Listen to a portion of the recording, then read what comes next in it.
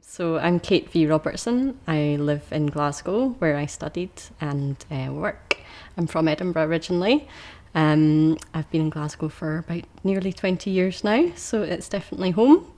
And this is my first exhibition in Dundee, so it's been nice to spend some more time up here. So I primarily work with sculpture and installation.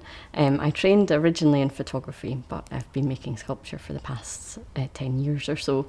But I don't have any formal sculptural training, so sometimes when I make things they look a bit strange because I've gone about them a funny way. So that's definitely become part of my aesthetic. But I'm also interested in sort of failure and dysfunction and fragility, so it really suits the work that sometimes it's a bit rough or a bit flawed.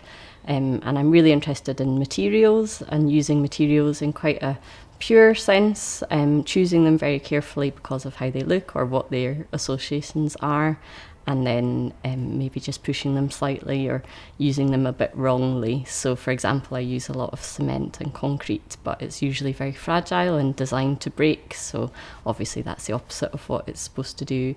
And in this show I've used newsprint, which has recurred throughout my practice over the past few years. I tend to use it blank, straight off the roll. So I've used Financial Times, which is that beautiful pink, peachy pink colour, but also then that brings with it all the sort of associations of economics and finance. And so I like to choose materials that have a set of references with them. So I've got tyres, concrete, resin, eggshells, in this show.